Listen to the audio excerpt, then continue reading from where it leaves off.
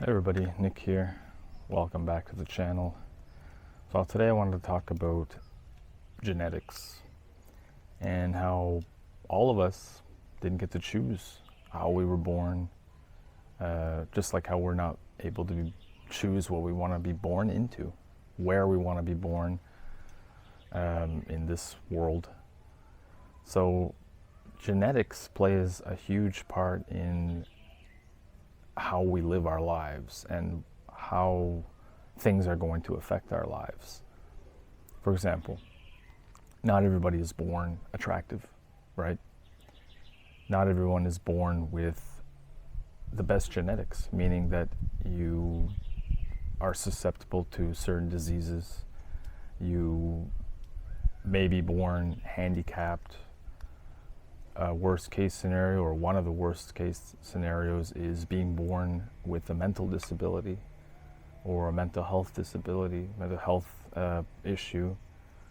But generally it's diseases like Down syndrome and things like that, which amongst principally it's genetics, but it also could be how your mother basically took care of you while you were in the womb, if she ate well, if she was not a smoker, or if she was a smoker or a drinker. You know, certain things will affect the womb while she's gestating. So there's a lot of different things that genetics plays a part in. If you're going to have blue eyes, if you're going to have blonde hair, the obvious things, right? A lot of the obvious things that happen from your genetics, which are passed down from your parents, and it's passed down from their parents, right? So it's something that you carry along with you. And one thing I've noticed though is when it comes to attraction of a person, and a lot of people say beauty is in the eye of the beholder. In some cases, yes, it definitely is. There are people who are attracted to all kinds of different looks, and you know, attributes and physical attributes. People prefer bearded men, you know, dark-haired men, as opposed to guys who can't even grow a beard. So it really will affect you in a lot of ways. I think since we don't get to choose our genetics, you're stuck with them. You basically have to play the hand you're dealt with, play the hand of cards you're dealt with in this life. You don't get to choose. Maybe one day they'll have the ability to genetically change, you know, on a level that we haven't seen yet in science. Maybe they'll be able to change your genetics. I don't know. I highly doubt it at this point. They might be able to change small little attributes, but I don't think you can really change the human genome totally once someone has been born. But a lot of the things that we're born with will make a difference in our life, whether it's positive or negative. Like I mentioned, a child who's born with Down syndrome, that is, like, you know, really cruel to have to go through that. Or any other handicap situation that a human can be born into. And it's crazy because I've heard that some people say, well, if they're born that way, that's all they've known, right? It's just like someone who's born blind and they've never seen. They're used to that. So for them, they don't know what's better, which I disagree with, because I think the norm, right? Most of people can see. Most people are not mentally handicapped or mentally challenged, or whatever the word is, mentally retarded. I don't know what the term is anymore. It always changes because they want to be politically correct. But I don't buy that. I think that, you know, if they know they're missing out, like if you're trying to explain to a blind person what a tree is, how will they know what it is? Sure, they can touch it, they can smell it, they can feel it and whatever. But really they don't know what it is until they've seen it. if they don't know what a shape is. They don't know any of that stuff because they've never had the ability to see. Now I know there's modern day science and medical things going on where people are starting to see, and they are getting sight back to some people. Not everyone's going to be able to. I don't think that's possible. You never know, depending on what caused their blindness in the first place. But a person who's born completely handicapped, and they have their mental capacity is not as it is for, like it is myself or for you guys, I think that they are missing out. And it's just a very cruel problem to come into this world with. I think it's just, and again, I don't want to go down that road, but if there's a good God, why do they let that happen? Why are people born that way? Why doesn't God not allow them to suffer and go through that? It's just, to me, it's a big indicator, a big major proof that goes to show that. But a lot of times people are also born with autism or any other sort of genetic disorder, and it's really sad that people make fun of people because they have these disorders, or they're not the most attractive person, or they were born with 3 fingers, or whatever it may be. It's really sad and pathetic that there's a lot of people out there who will insult and tease people with those types of disabilities when they were lucky. They had the luck of the draw when they were born. They weren't born with some sort of genetic disorder that can cause such hardship in their life. Spina bifida is another one of those things where someone who is unable to have I think it's when the spine is not fully formed. I can't remember. I think that's what it is. But people will, especially kids will tease. There's all sorts of ages, but generally it's the younger ages that'll do it in school. And I remember that. I remember when I was in grade school, we had even in high school, a kid who had like a disability. He was in a wheelchair and, wasn't able to be at the mental capacity like all of us. And there was those who made fun, but then there was always somebody who could defend that person and kind of push back on that terrible behavior, evil behavior. Should be grateful that you weren't born that way. I'm not saying to compare your pain with others or be grateful over, like, how do I explain it?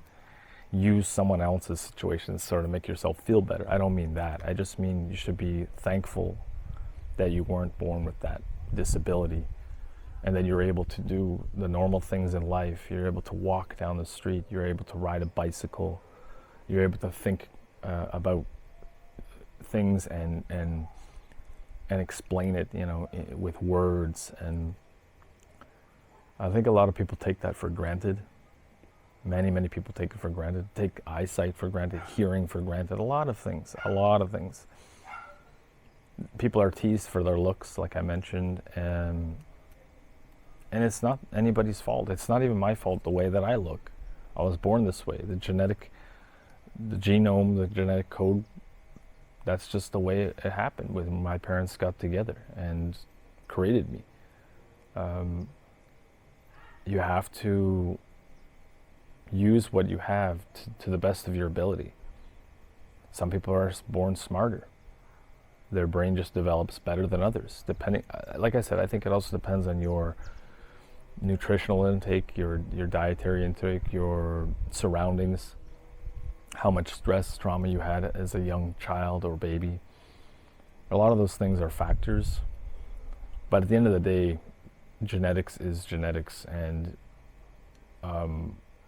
why does it happen? No one really knows. Same with the, I forget what it's called, where they look like, oh boy, like they all look the same. not dwarfism, but that's another genetic problem. Where dwarfism, what are people who are small, very short? They'll never be able to do certain things. I mean, it shouldn't. Certain genetic problems should not limit you from everything. I mean, a person with dwarfism can still be able to do things. They can still be an actor. They could still work someplace. You know, they're not going to be a basketball player, but it still limits you. You know, a lot of these different disabilities limits people from things that other people can do. But yeah, I forget the name of that disorder where I think it's I don't know if this is the correct term, mongoloid, or there must be a technical term, a more politically correct term maybe that's less offensive, but where they're born and they have the same face. It's almost as though like genetically they weren't fully processed. You know, there's missing some DNA sequences or something when the baby was being formed. And sure, they're slower mentally, but also they look the same. And you see them, whether it's a woman or a man, they look the same. I've seen people get picked on about that as well, about how they look, you know, when it comes to that appearance. And people just need to realize no one got to choose this. No one chose what they're born into or what they're born with when it comes to looks, mental capacity, being prone to diseases like cancer and things like that, things that get passed down genetically through your grandparents, great-grandparents, you know, for centuries. And it's crazy how it can really affect your life in many, many, many, many ways. Imagine how much easier it is for a very good-looking person. Someone like I don't know, Tom Cruise or whatever, you know, I'm just throwing an example out there. Their lives are going to be easier, much easier. That doesn't mean that they're not going to face suffering and sadness at their whole entire life. Sure, they're going to still face problems. They're going to face difficulties. It's just going to be in a different way. It'll make its appearance in a different way. Like, how could I say, a very attractive person, they might get into polygamy and not realize that this is going to cause problems for them, especially if, because of their looks, you know, they're going to want to be with so many different women. Sure, not every attractive person is going to be like that, but I'm just saying, you know, the easiest way to explain what somebody who's been born into good genetics will not face or will face. What other problems can they face? Like athletes, for example, people who are born with that physique to play sports, they're gonna be easy. It's gonna be easier for them to get into whatever sport it is, like a tall guy. They're like, if they like sports and they get into basketball, they have a way better chance than a person with dwarfism. Okay, they'll be able to slam dunk over people's head. So, I think honestly, people need to take it easy when it comes to picking on others that were less fortunate in the genetic lottery than them. I never pick on anybody that because they look not so attractive or that they have a disability. I think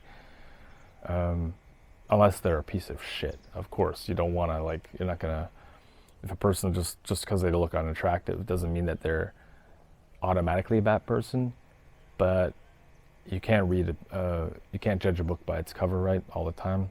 But it's sometimes an indicator that can make someone very miserable in their life, the fact that they lost the genetic lottery, you know. I'm not saying looks is the most important, because it's not. It really isn't. I think it's your character. I think it's your heart. I think it's how you, how do I say, carry yourself in life.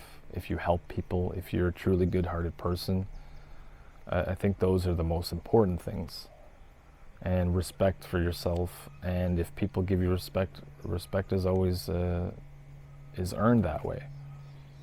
And it's just, you know, why does this happen? Why are some people born how would I say, unlucky with bad genetics? It's really weird. And two unattractive people could still have a good looking baby, a good looking person when they grow up. It doesn't really always mean everything, mean that that's what's going to happen. But who knows? Genetics are a funny thing. Anyways, I thought I'd get this video out there. It's an interesting topic to talk about, genetics. It's something that none of us get to choose unless you're born in a lab. There's that, which I probably didn't talk about as much.